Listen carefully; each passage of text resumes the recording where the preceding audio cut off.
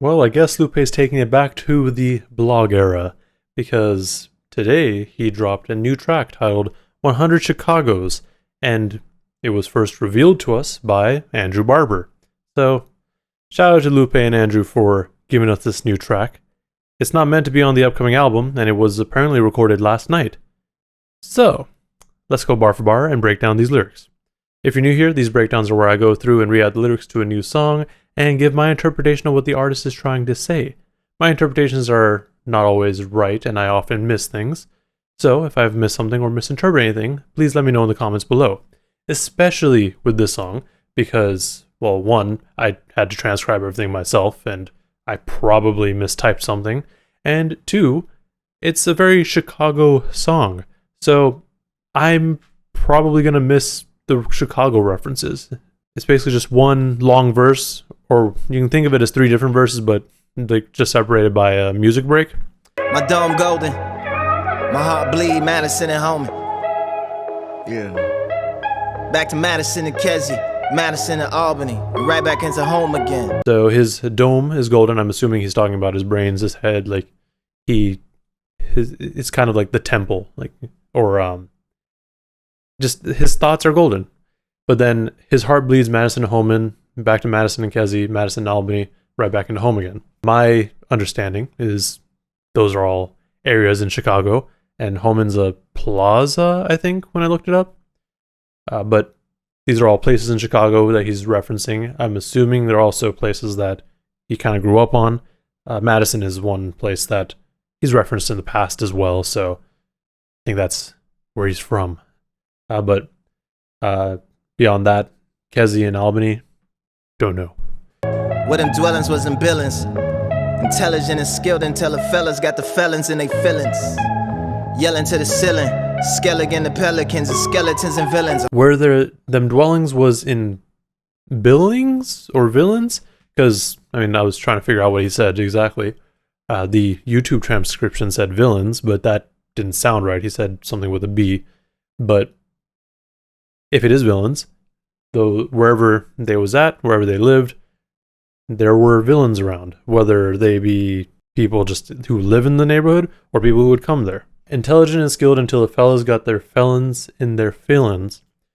That, I don't know who he's referencing originally, who's intelligent and skilled until the fellas got the felons in their feelings, but maybe he's talking about the felons, and then these other guys did something to make them get in their feelings.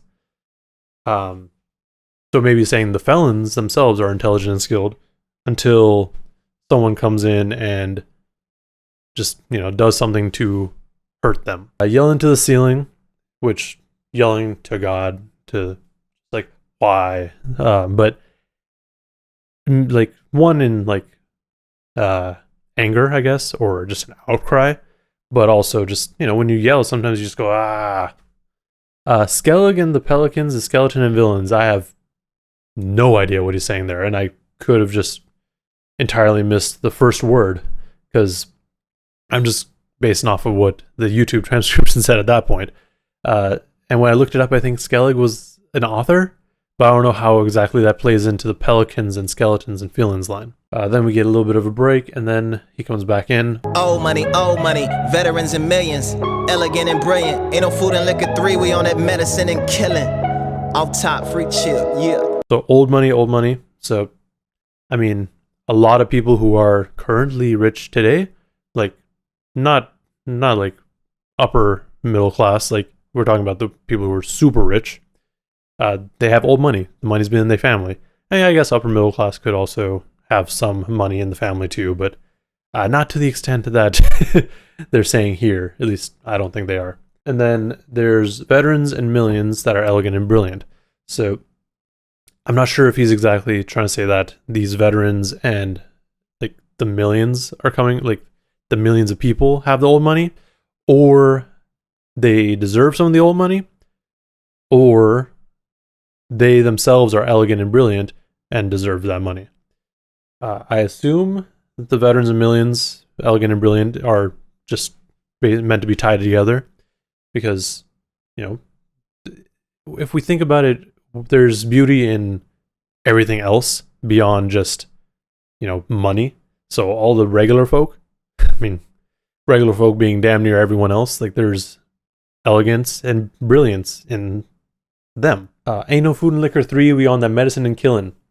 So, I mean, Food and Liquor is the one of the, his debut album, I guess you could say, and then it has a follow-up, which I thought was pretty good.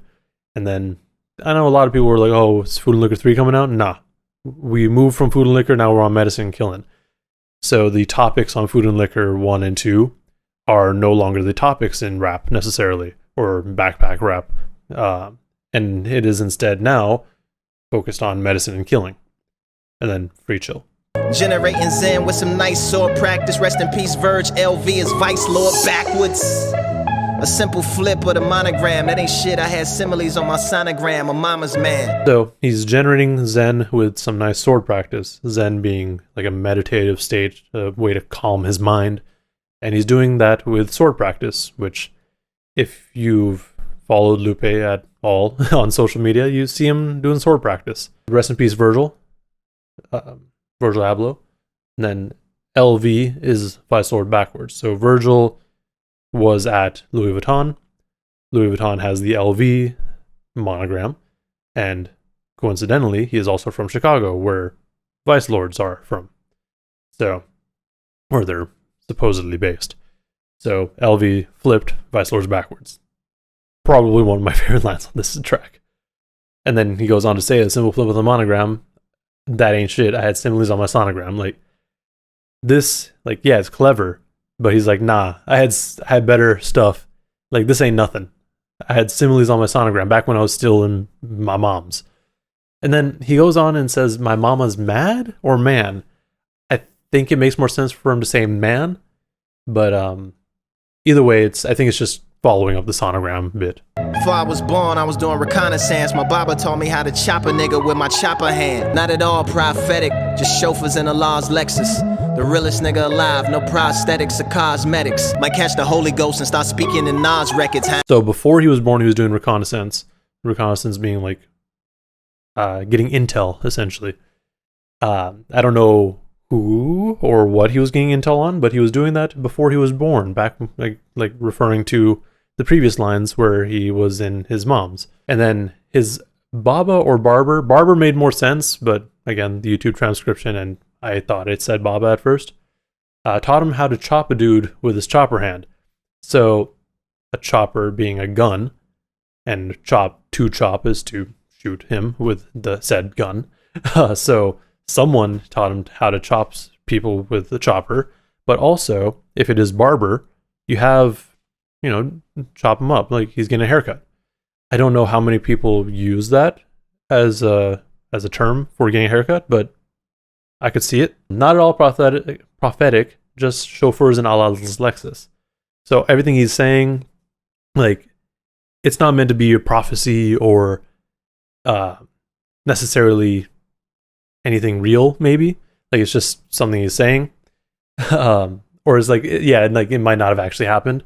And then we're just he's like saying them all are chauffeurs in Allah's Lexus, driving. They're doing the deeds of Allah, I guess you could say.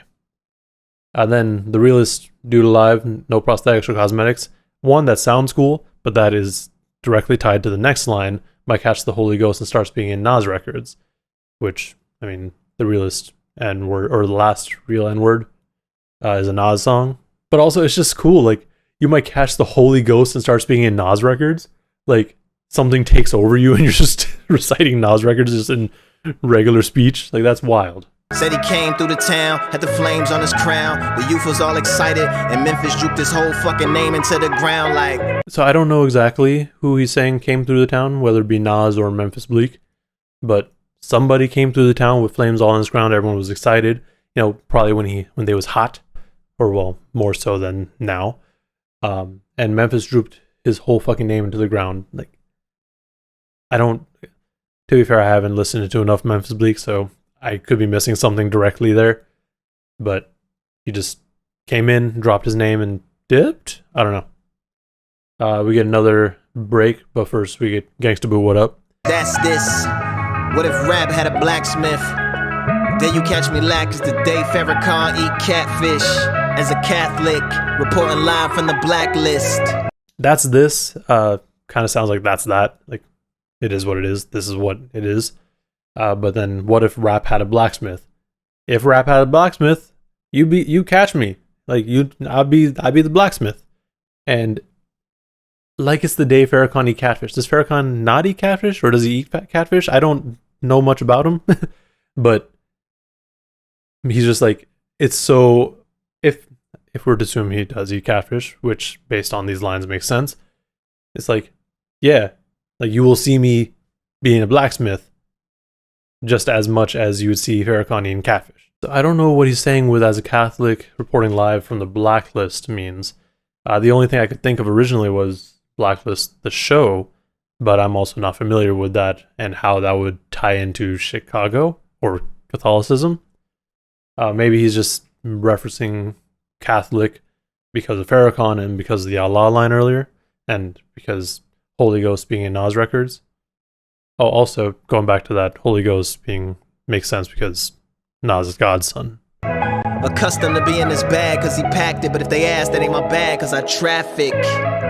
See the lights from the old spark, feeling like Austin meets Oak Park. So him or someone else, whoever he is in his bag because he packed it. Like he's in it. But if someone's asking, that's not his bag because he traffics drugs probably, or guns. We don't know. There's some sort of trafficking going on, but then that traffic line goes to see the lights. So not necessarily, I don't think that line is necessarily about traffic lights, but you see the lights from the old Spark. The old Spark being something that, like his muse, his original muse, or someone that he was involved with back in the day, or just literally a light just like flashing. But whatever this is, it's got him, or it just feels like this whole area, this vibe, I guess, feels like Austin, like I'm assuming Austin, Texas, meets Oak Park, which is in Illinois as well. 100 Chicagos, they want no parts. He at the MCA yelling go art. At the strip club with his eyes closed and throat parched. West side with my whole heart. So 100 Chicagos, they want no parts. Maybe there's just a lot of areas in the world that want to be like Chicago but can't be. Like, or, you know, like if you see someone like biting or trying to steal a style, you know, your style specifically, you may address them. But what he's saying here is those other cities, those other areas, they don't want no part of Chicago. Like the culture that Chicago has built up and everything that goes on in it, these other cities don't want. Which could also be talking about the whole Austin meets Oak Park line. Like maybe he's like cities like that are kind of getting a little bit of culture, I guess. Are like they don't want any part of the real culture. He had the MCA yelling go art, the Museum of Contemporary Art. I don't know what that goes into. Maybe, I mean, it's based in Chicago, so maybe that's what he's going at. Because, again, going into the whole culture and, I guess, art scene also, because art and culture go hand in hand, that is probably where, like, just another Chicago reference, specifically. And then at the strip club with his eyes closed and throat parched, the only thing I can think of when I heard that line was, you're at the strip club because you're thirsty, your throat's parched, but then your eyes are closed because maybe you feel like you shouldn't be there. I don't know. West Side with his whole heart from West Side. So, and then, you know, the song kind of fades away, and he repeats West Side with my whole heart a few more times, and then the song is over. Overall, I really enjoyed this track. I wish it were longer, but also I feel like it's an appropriate length. Like, it's weird because the song is just under 3 minutes long, and it feels like there's definitely room for him to be like, yeah, I'll put another verse, but he also did really well with just that. And I think not having a chorus was really important too. Like, because the only real chorus we got is just him saying some things that I couldn't really understand either. Like, so well, he obviously said "Gangsta Boo, what up," but it was just kind of under the production, so you couldn't really tell exactly what he was saying. Oh, well, speaking of production, apparently he also produced the track too, so that's dope. But you know, it's a dope track from Lupe. I don't know what else to say. Overall, I enjoyed the song. Like, it's solid. It's not gonna be on the album, so that's okay. It's just another Lucy that he just done, but it's more of like a dedicated Lucy, and it feels a little bit like it's for Virgil, because you know they had a relationship, and I think they just had their the LV fashion show which had a tribute to him, I believe. I could be mistaken. So the timing is appropriate for that as well. There's definitely a lot of Chicago references here, and you know, probably deeper cuts into Lupe. As much as I listen to Lupe and love Lupe, there's always things that go over my head. So, like I said at the very beginning, if I've missed something or misinterpreted anything, please let me know in the comments below, because I want to know what this song means, and I'm sure others want to as well. Also, while you're there, like and subscribe if you want to see more content like this. Thank you for watching, and please stay safe out there.